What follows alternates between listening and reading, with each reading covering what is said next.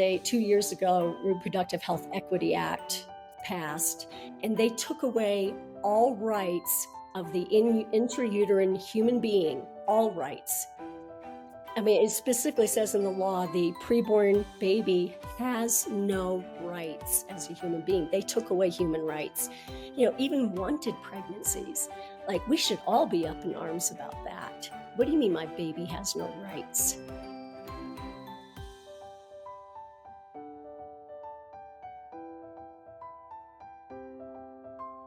Welcome back to Caring for Both, a curbside consult series by the American Association of Pro-Life Obstetricians and Gynecologists, APLOG.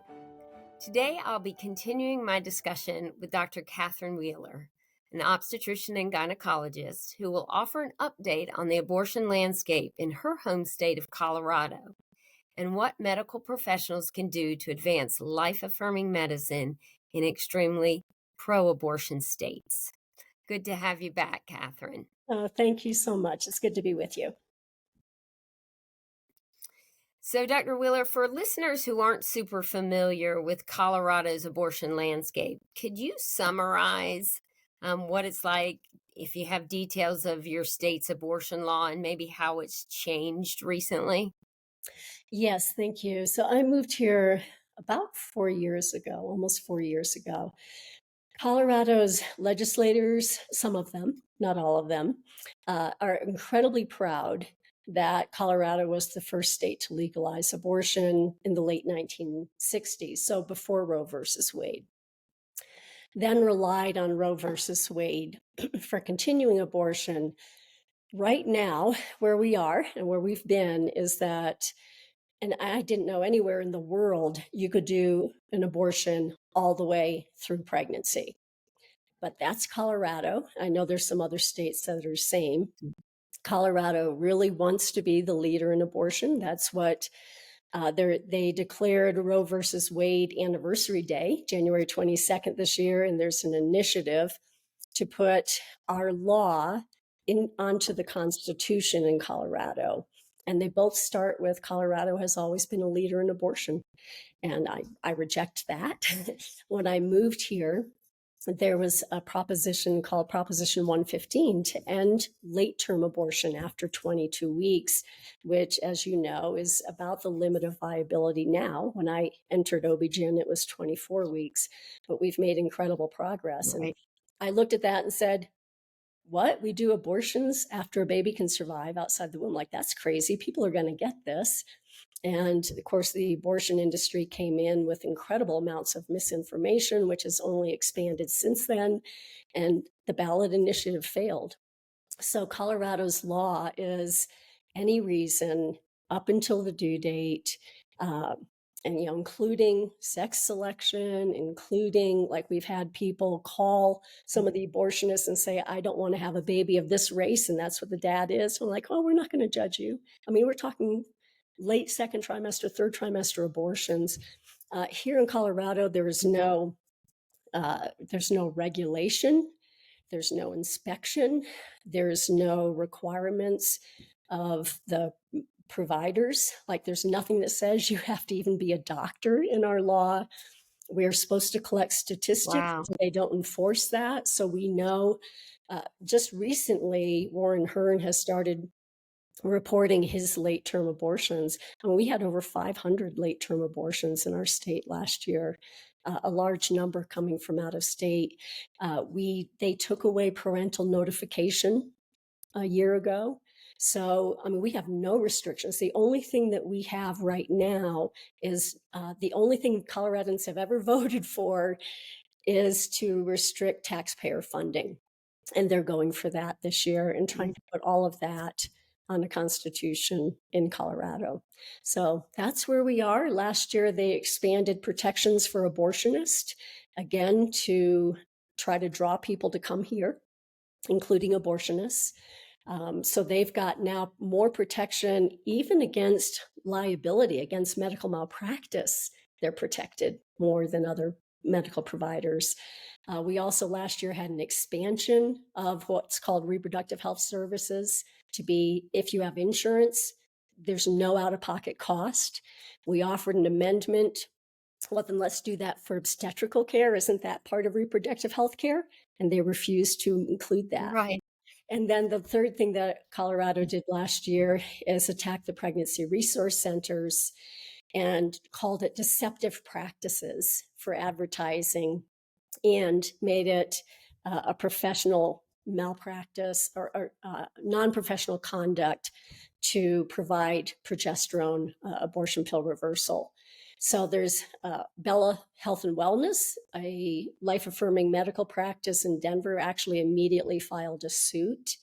And so they're protected to give APR. But we just had a midwife who is our first claim under that. She was reported for unprofessional conduct. And Alliance Defending Freedom has entered into that to help her with a lawsuit because she's now being attacked for providing bioidentical progesterone to try to save a life. So that's where we are in Colorado. Holy cow, Catherine, you don't have to leave your state. You have a lifetime's worth of work right there. Oh my goodness. And do you know the Shoo. beautiful thing is I've seen like when Proposition 115 fell, I was like, oh my gosh, like people don't understand. Like we're not talking about when life begins. We're talking about Yeah, what's clearly, I mean, there's no doubt this is a baby. You know what I mean? And of course it was from fertilization. right. But yeah, we've gone to such extreme levels. It's heartless. A couple years ago, Colorado, because we didn't have a law in the book that protected the way abortion is here, 2 years ago, Reproductive Health Equity Act passed, and they took away all rights of the intrauterine human being, all rights. I mean, it specifically says in the law the preborn baby has no rights as a human being. They took away human rights, even wanted pregnancies. Like, we should all be up in arms about that. What do you mean my baby has no rights? You know? So, yeah, that's Yeah, where we are. But yeah. what we're Mm. seeing is this groundswell of people going, not on my watch, not in my state. And we've seen just hundreds of people go up and testify until like 4 something in the morning. We've seen incredible reactions. It has actually caused the pro-life movement to come together. So we now have this whole infrastructure, including now Applog, Colorado, the first state chapter. But we have Yeah, yeah. almost Tell all, us more about yeah, yeah, so I do want to say one thing. So all of the pro-life organizations in the state, well, at least the major ones, over 50, have come together to be one voice. That's where the pro-life movement Mm, is going to be effective, is when we quit doing our little pods and come together. So we've got Pro-Life mhm. Colorado. Last year, this bill attack against APR and pregnancy resource centers caused the pregnancy resource centers to come together. So we now have a coalition of them. And now, thank you, Applog. We last year, a few of us said, okay, well, where do we go from here? Because they're not listening to us. And Dr. Tom Peril said, you know Mhm. what? We need a national organization that's a pro-life secular medical organization to be an umbrella. We need to be part of them. How about we approach Applog? So we did. And, thank you that last Friday, we launched Applog Colorado. And so where we are now is these organizations, everybody coming together in a grassroots effort. Because that's how America started. It was the people on the ground going, actually, this matters. We're going to do it locally. We're going to stand Yeah. up and do the right thing, and we need to do that for life. So that's where we are. I have huge. Shoo. So so it sounds like you have awakened a sleeping giant in the state with people having confidence on using their voice more, but also coordination of those efforts. So you mentioned, the different pods, all these wonderful organizations have unique missions. And ultimately, that the most unique of that mission that brings everyone together is that common thread of protecting both our maternal and fetal patients, and the life affirming medicine that the doctors that do that do. Okay, so I want to start with, you mentioned Dr. Hearn, and abortion doctors who perform abortions in Colorado having greater um, protections. So, for our audience, could you talk a little bit about who Dr. Hearn is and where are clinics? Are they throughout all of Colorado that do abortions, or more central, especially these that are past viability, since you said your state has no regulations? Right. As you would expect, they're strategically located. So, the draw is mostly along the Front Range of Colorado. I know Planned Parenthood has pockets throughout the state, but the late abortions are mostly done in Leroy Carhart came from Nebraska. He's got a famous name for infamous things. He came to Pueblo. We tried to keep him out, but lost that battle in Pueblo. His website was really interesting. When you look to see, it had a tab for opportunities. And when I clicked the medical one, he literally said no experience necessary. He did say MD or DO, Wow. but I mean, we're talking about no experience necessary. Warren Hearn is in Boulder. I don't know how far into the pregnancy Planned Parenthood does them, but those are our two major late term abortionists. Leroy Carhart died, I think, last year. And because we don't have reporting, regulation, licensure, nobody knows who's doing the abortions there. We know there's at least one traveling person who actually calls himself a third trimester abortionist, if you can imagine that. He just wrote this glowing op-ed that got printed. My response to that got rejected, and about how wonderful it is that he travels to help women. So yeah, that's our state. We don't know who the abortionists are. We don't know where they are because none of it's licensed, but we do know about those two clinics specifically. Thank you. And you just said, there was this doctor did an op ed that you wrote a response to, and it was not published. One of the things I think that's important as we as doctors um, have a greater voice is that we recognize that even that we keep writing and we keep speaking up, because um, while we may sometimes go, why do it? It's not going to get published. Right. An editor's going to read it, and you can publish it somewhere else. Um, and it matters. So talk to me a little bit about what you hope your pro-life professionals in Colorado will keep doing or start doing more of. Yeah, thank you. Well, first I'd say it matters when we show up. I realized I'm going to start wearing my white coat more because going to the National March for Life, and then last Friday, Colorado had its first March for Life. And people came up to us because of our white coats. People are sometimes in tears. Like, I didn't know that there were any pro-life medical professionals. Like, it makes a huge difference. We have to keep showing up. Thank you for saying, like, somebody hears and somebody sees. We had one of our representatives in Colorado in the middle of just testifying and pouring our hearts, over 300 of us against 30 people standing up for the abortion industry, most of them paid, right? And like, he's like, I know you think it Mhm. isn't making a difference, but you're not testifying to the legislature. You're testifying against the darkness, and people are here and they hear it. And so I think we keep showing up. You develop relationships with people. You show up as a kind, loving person who has the medical knowledge, who the science is 100% behind, and you stand up because we care for both of our patients.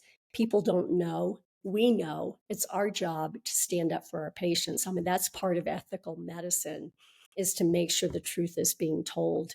And so, yeah, my encouragement is to develop good relationships. I learned a lot from Dr. Tom Peril, who says, you develop the relationships and you keep sending them things. At some point they start publishing. And even Denver Post recently published on the same day something from me and from Wendy Smith, who's a retired nurse practitioner on our Applaud Colorado leadership, along with me and Dr. Peril. So, you just keep doing it because it matters. Somebody does see it. It does make a difference whether you can see it or not. And we have a special Yeah. privilege Yeah. as medical professionals. You're right. We do. And we have to use that privilege. That's right. So when you think about the Colorado Applog chapter that you've just launched, what is your vision for that chapter, your goals for that chapter? Oh, thank you. Yeah, we are so excited. We've got short term goals and we've got long term goals. So, obviously, this came together because we were frustrated and we want to see Colorado as leaders for life, not leaders for abortion. So, we're looking short term at this initiative this year on the ballot, but our long term vision, and I thank the APLOG board and Dr. Francis for this, is we want to develop this network of support and care and resources and equipping for our Colorado medical professionals, not just OB-GYNs, every medical professional, every specialty. We need to come together. We need to support each other, especially with these conscious objections coming up and all the misinformation and the rejection of good science. Like, we need each other at this point. Secondly, I love Applog and Dr. Francis Hart for the next generation of medical professionals. And especially knowing what I know, how easy it is to just go along with the river to wherever they tell you to go. Like, we need to prepare them, Mhm. draw that line, to know where their conscience are, to think clearly about it, and to support them in it. When we met, Dr. Francis, Dr. Pearl and I met at Colorado Christian University, and people were there from UC Medical, from our Rocky Vista, and some people who were already in medical school, and kids who were pre-med. And their biggest thing is, we don't think we can go into medicine, or I didn't think I could be an OB-GYN. Mm. They were going to force me to do abortion. Like, we need to come along these Yeah. people. So mentoring is big. And then, of course, educating the public and being a support for our legislators. So the medical piece is huge. It's what's missing in most states. They need us. The world needs to hear the real science and the fact that there are two human beings, and we need to stand for that. Yeah. Yeah. That's beautiful goals. Thank you. I'm in North Carolina and I hope to learn from you and do the same thing in our state. So appreciate you taking the lead on that. Yeah, we're learning as So we you've mentioned this. Yeah, yeah. go.